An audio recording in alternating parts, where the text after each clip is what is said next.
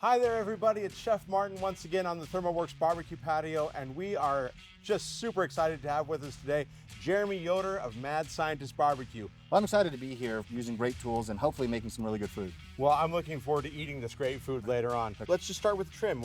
What's your philosophy on trim? When I trim, I want to be merciless with the trimming process because I want to make sure that everything that goes on the smoker will be something that I can serve on the cutting board later. The first thing I do is I go for shaping, generally speaking. We want a consistent thing that we can put on the smoker so we get consistent results. So before I start trying to even everything out, I have a chunk of fat on this side of the brisket that I try to remove. So I just kind of get the knife in here at an angle and just get out what's freely available.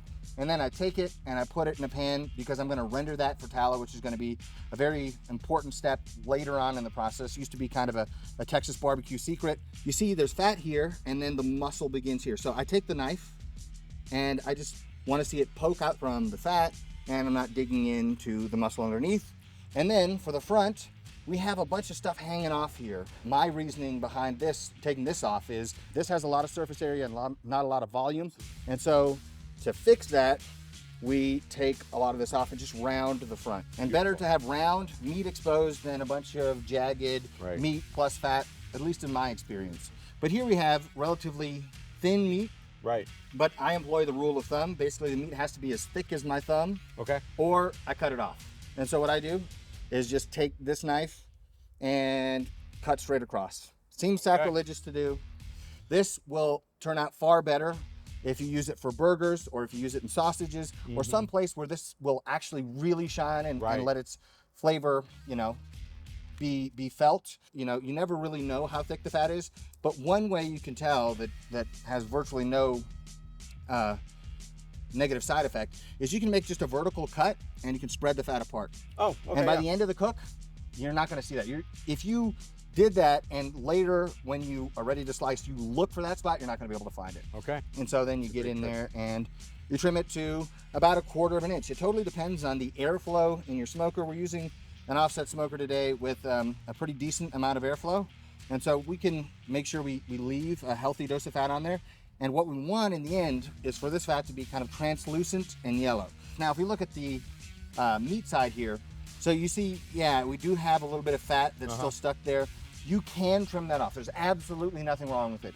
But in my experience, when you cook hot enough toward the end of the cook to render the fat on top, this renders the fat on the underside of the brisket and helps to kind of keep it moist. For a backyard barbecue, do you season differently than for a competition barbecue? Yeah, so the seasoning process is vastly different. So with competition barbecue, you're trying to put every bit of flavor into a single bite that you possibly can. With backyard barbecue, kind of similar to restaurant barbecue, what you're trying to do is create a final product that someone can make a meal of, right? For me, the things that I want to taste are beef, smoke, salt, pepper, and there can be some background characters, that support the symphony. But I want those flavors to be at the forefront. And so I'll do salt and pepper, and then I will add a little bit of seasoned salt just to kind of round out the flavors and maybe provide a little bit more umami that people are after without going, scorched earth with, tons of MSG or anything like that. Okay. Well, we've got the salt and pepper here, so how much am I mixing together here for you? So I use the Diamond Crystal kosher salt because it's a little bit less dense than Morton's, and I use a 50-50 ratio. So 50% by volume salt, 50% by volume pepper. And you can try different kinds of black pepper. The one that I've found to be my most favorite is the one that we have here in Monterey Bay. But it's a little more potent than some people care for, but it's exactly what I like to do. So I'll mix this up. This is going to be the presentation side of the brisket. So I always season the underside first. Gotcha. Now, you can do it however you want. There's not any hard and fast rules, but I use a healthy coating of the salt and pepper. I don't worry about, caking it on. I also don't try to, micromanage where every salt grain falls, but I just want decent coverage and something that looks about like that. Okay. So then I do the sides. All right, we got all those sides, and now it's time for the seasoned salt. As you can see, my background in science has made me incredibly precise in this process. But yeah, I just want a little bit to round out the flavors. I don't want to go nuts, But over the course of this long cook and rest, this salt will have plenty of time to diffuse through the meat. So we shouldn't have any meat that's undersalted, because the rate of diffusion is going to be dependent on the temperature. And as we're putting this brisket rather in a hot smoker, we're gonna have a raised temperature and the salt is gonna diffuse quickly. So by the time this thing actually gets served in basically a day, the salt will have had plenty of time to diffuse through this thing, and we shouldn't have any internal meat being under seasoned. Lovely. And then we're gonna repeat the process on this, what I call the presentation side. If you just dunk this in a mix of 50-50 salt and pepper, like you have a big pan, you can over salt a brisket. I know, because I've made that mistake. Absolutely. I've done it. Most of what I know in barbecue comes from mistakes that I realized, oh, never do that again. That was terrible. And then I'll go with the seasoned salt. This will kind of start off getting a decent color, provide the umami and those background flavors that we're after. Yeah, now, if you look at this, this might look like a typical rub you might find at a store. After you've applied it, it would probably look something like this. But for me, because I'm trying to emulate Texas style brisket, I'll actually touch it up with a little bit more black pepper. So if you could hand me that. Sure. I just sprinkle it from a distance. When we have the bark formed, when we've kind of melted the fat and we've integrated the smoke flavor and this rendered fat and the rub and the salt all into one thing that we call bark, this is the amount of pepper I want in it. So at this point, it's done. It's ready to go on the smoker. All right. Well, we're ready to get this in the smoker. Obviously, you can see the lights have changed. We've taken a couple of minutes talking to Jeremy about something very exciting. Today, we'll be cooking this brisket with RFX MEAT. This is our new wireless probe thermometer, and we're excited to have you be one of the first people to cook with it. I've been waiting for this for literally years, because I was here a couple years ago and I asked, hey, are you going to make a product like this? Is this something you're going to do? And I got a, we can't really talk about it type of response, which I was really excited about, because I thought, I think this means they're working on it and they're not going to reveal it until it's perfected, because that's the way ThermalWorks does things. Is they're not going to release a product that just knocks off something that's inferior technology. And so they spent the last few minutes showing me this product, RFX MEAT. RFX MEAT. I'm excited to say, I think I'm the first person outside of ThermalWorks who's going to be cooking using this, right? I think you're the first person outside of ThermalWorks who knows it exists. Yes! I've tried competitive products in the past and been so disappointed with them that I've just thrown them away. I had problems connecting, problems reading accurate temperatures, problems with precision. And if you've solved those, then I think today is a very big day for backyard barbecuers, because it's going to allow them the precision and accuracy that's necessary to get the results that they want. Because if you're relying on inferior products, you're probably going to get an inferior result.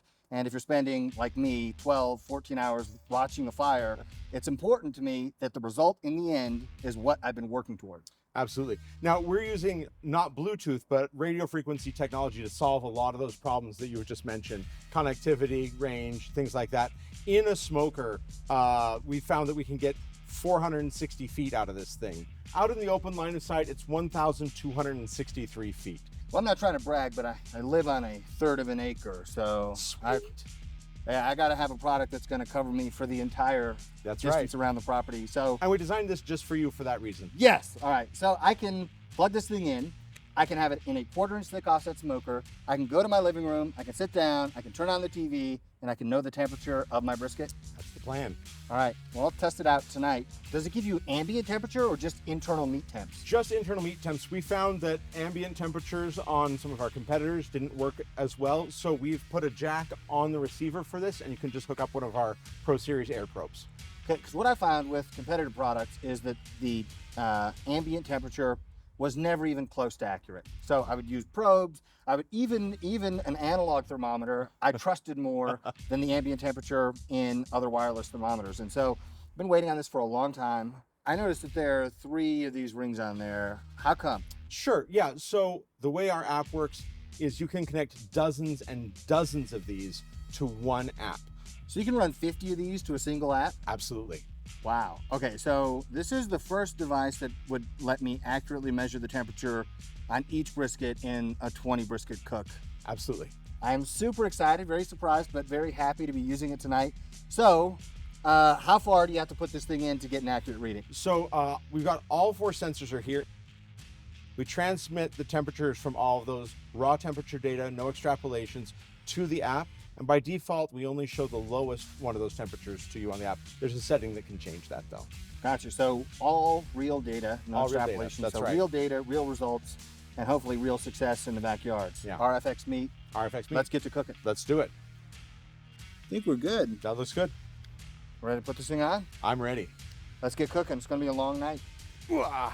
All right. So That's- the way I'm going to put this in the smoker is this side is more covered by fat, and because the airflow is directional, I want this fat to protect the meat. So I'm going to stick it in there with this side of the brisket facing the fire. If necessary, we can rotate it later if something starts to crisp up, but this is going to be a good kind of default, especially if we're starting low and still we'll have plenty of time to make adjustments. So we've got our air probe here connected to our gateway for the RFX MEAT. What temperature are we going to be trying to run the smoker at?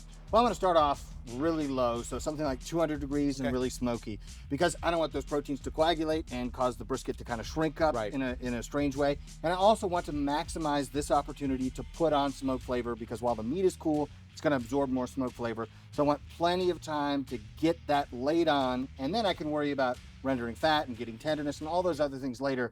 But if I neglect this at the beginning, I can't go back and correct it. All right, man, I'll see you in the morning. All right, see ya. So we got some people coming tomorrow who are going to be seeing this new product. I didn't even know what the gathering was for exactly, but now it all makes sense. And if we have people coming and we got a fire going, we might as well maximize the cooking capacity that we have on this smoker. So I got 3 other briskets that we did the exact same way as this one. We're going to put those on, and then we're going to smoke it low and slow with an oak fire, and we're going to wrap it in butcher paper, but we'll bring you along for that process. What we're doing now after we put them on is we're looking for bark formation, we're looking for fat render, things like that. I'm going to start off at 200 degrees for the first 2 hours, then up to 250 for the next 2 hours, and then probably 275 degrees for the remainder of the cook. But all that being said, that's our game plan. Let's get these things on, because the night is going fast and I know I'm going to be tired in the morning and want these things to be done. Brisket number 2, number 3. So some of these I've placed in what might seem like confusing orientations, because the point, or the thicker part of the brisket, is facing the back of the cook chamber for some of these briskets, and it's facing the front for others. And the reason is because I want this fat side protecting the side of the brisket that is facing the fire. Now I can adjust these later, but right now I want that added protection. So we have the air going up to the top of the chamber, moving its way across, and as those gases cool, they come down, start hitting the fat side of the brisket, as they make their way from the firebox to the stack. All right, with that being said, I'm going to remove my very fancy door stopper, and we are not going to look at these things for the next probably 5 to 6 hours. With that RFX MEAT probe in there, I'll be able to know what the temperature of the brisket is, and I'll be watching with the other probe connected to the same device that I can look at an app on my phone to monitor to get the temperature of the pit. And if I do those things properly, I know nothing is gonna burn, nothing is gonna get crazy. And the old phrase is, if you're looking, you ain't cooking, and that's very much true. Sometimes if you need to peek, it's okay, but I want these things to get done, and I don't wanna waste a bunch of time, so we're gonna try to keep this closed. So I just told you that we're not going to open the cook chamber door for several hours, and I explained the reasons why. But what we can look at, and what we are going to be monitoring very carefully, is the fire in the firebox. This has a nice big square firebox. It's actually insulated, which means it's going to be very efficient, retain lots of heat. But what you do with the fire in an offset smoker is what separates offset smokers from every other kind of smoker. There's a reason why people are willing to spend 12 or 14 hours watching a fire. They can't really leave, they can't really do other things. It consumes their whole day, or their whole evening in this case. But the reason we do it is because the flavors that we can generate by manipulating the fire are something you can't really recreate by any other means. There's no replacement for a real fire. And I think it's the dealing with the fire that makes cooking barbecue in this way very primal, very visceral. Now, what we're looking for here is open flame. If the wood begins to smolder, you're gonna produce bitter and acrid smoke. It's not gonna taste good. You're gonna be burping up smoke for hours.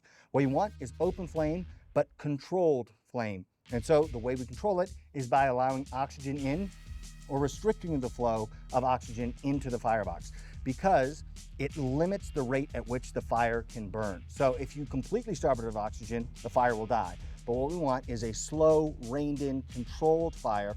And so what we want to see is flames. We want to see small flames. That tells me that we're limiting oxygen enough to create a rich, robust smoke flavor without limiting it so much that the logs begin to smolder. So let's take a look inside this firebox and we're gonna evaluate the fire and then determine what we need to do to get exactly the kind of smoke flavor that we're after. So here we have open flame. They're relatively small. They're a little too big for my liking right at this moment, but it's not out of control. It's not a nuclear inferno. What it provides is that rich smoke flavor that we're after. And so I'm actually gonna close the door down even a little bit more to something about like this, because I want those flames to be even a little smaller, the smoke to be even a little bit richer. I don't care how dirty or clean the smoke looks when it comes out of the stack. What I care about is what this fire looks like. And when you go to the top barbecue restaurants in places like Texas, are they standing where they can see the smoke coming out of the smokestack? No, usually they can't even see that. Where do they stand? How do they monitor the flavors they're putting on their meat during the cook?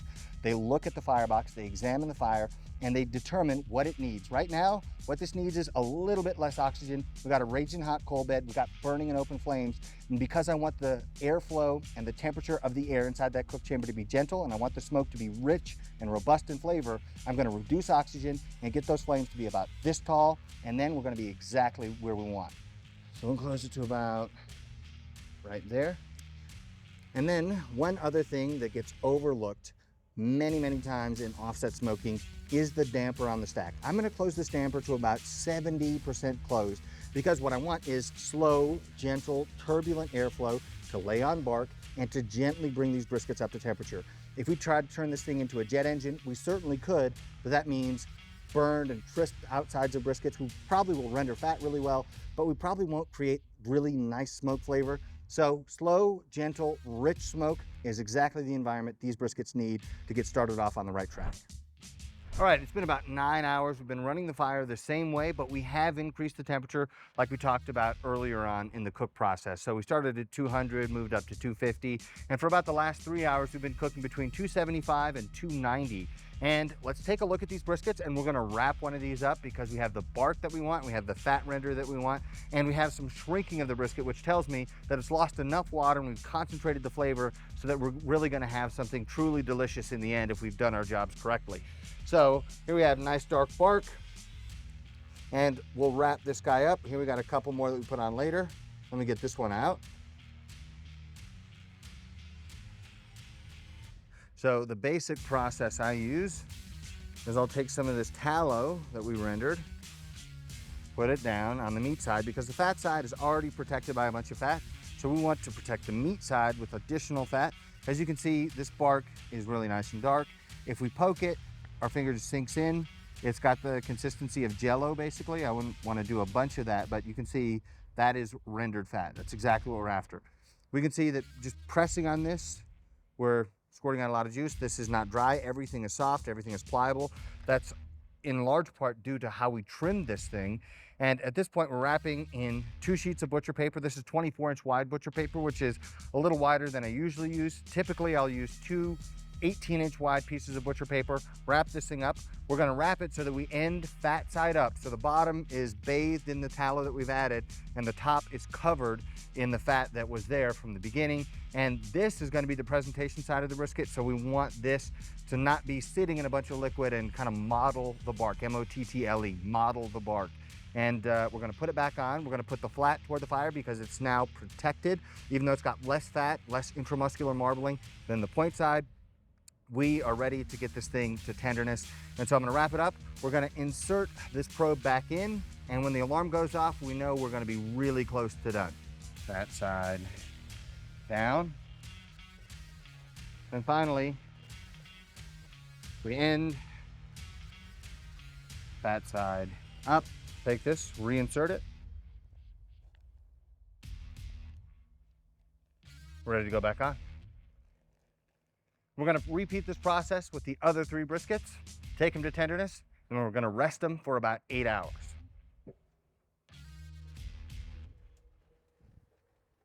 This brisket right here has a little bit of a bald spot where there was pooling, and so the bark didn't form the way I wanted to. So in this case, we're using a method called the foil boat, because that exposes the top side to the smoke and the heat, and so that will continue to dry out that pooling, and then hopefully we have an even dark bark across the whole top of the brisket. The other three we're wrapping just like normal, but this is just another tool to have in your tool belt so that you can be prepared for whatever the situation is that arises. It used to be that the received wisdom was you take a brisket until it hits 165 degrees or so, and then wrap in foil and finish it off. The 165 degree temperature is referred to as the stall. It's the point at which the brisket is cooking and not going up in temperature anymore, because the amount of heat lost due to evaporation is equal to the amount of heat gained from the cooking process. At the stall, it's not going up in temperature. It could take hours before it begins to increase in temperature again. So to get over that, people would wrap in foil, keep all the moisture in, and so the brisket will increase in temperature. But the issue that I've run into is that I think if you do that, you don't get the same level of tenderness and same texture that you could get on a brisket if you take it past the stall before you wrap. And so these are in the neighborhood of 180 degrees, so well past the stall. And that is exactly where I typically like to wrap briskets, usually between 175 and 185. And these are right in that range. Okay guys, after about 12 hours, it is finally time. Our RFX MEAT probe tells us that the temperature at our probe is 205 degrees. I've tested it with my thermopen also just to double check, and it's done. It's time to let this thing rest. Now you can put it in the Cambro, you can put it in the warming oven, but I would suggest letting it cool for a little bit because you don't want it to keep cooking. What I suggest is taking the brisket to the tenderness that you want, then you allow it to cool gently and slowly, but you don't want it to stay super hot for a long time. So we're gonna get it out, we're gonna put it in a foil tray, and we're gonna let it sit for a few minutes, and then we're gonna put it in the Cambro to stay hot so that when it comes time to eat, the thing is still hot in there and people are gonna really enjoy it. So let's get it out. One other convenient thing that you may not have thought about is this will allow you to monitor the temperature of the meat that you're resting. So you're not worried about whether or not it's descending too low and it's kind of an unsafe food temperature. You can, on your phone, tell, oh, okay, it's perfectly fine. We're gonna serve that in 30 minutes. We're not gonna have to warm that up.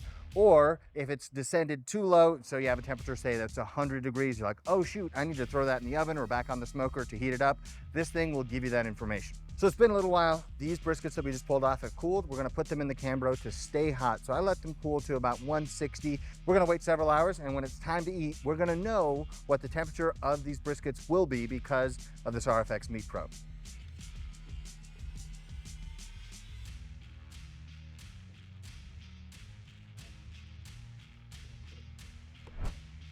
All right. Well, Jeremy, I'm back, and it looks like some great things have happened while I've been gone. Well, many things have happened. We wrapped these briskets, we got them to tenderness, we took them to 200, which we were able to monitor with this probe, and then we put them in the warmer, and we're also able to continuously monitor the temperature, and so I know that right now, it's about 148 degrees internal. So this is great slicing temperature.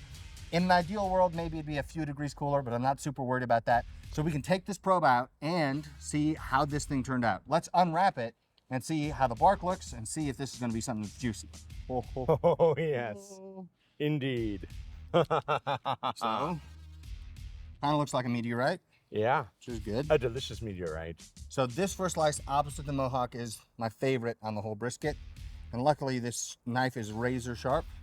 As you guys can see, we did nothing fancy with this. You can see the fat has rendered, it's kind of turned yellow, almost brown, because that fat has integrated with the salt and pepper and formed that bark that we're after when we're doing a barbecue cook. So this bite is really gonna tell us how we did. All right. Go for it. I'll try this guy right here.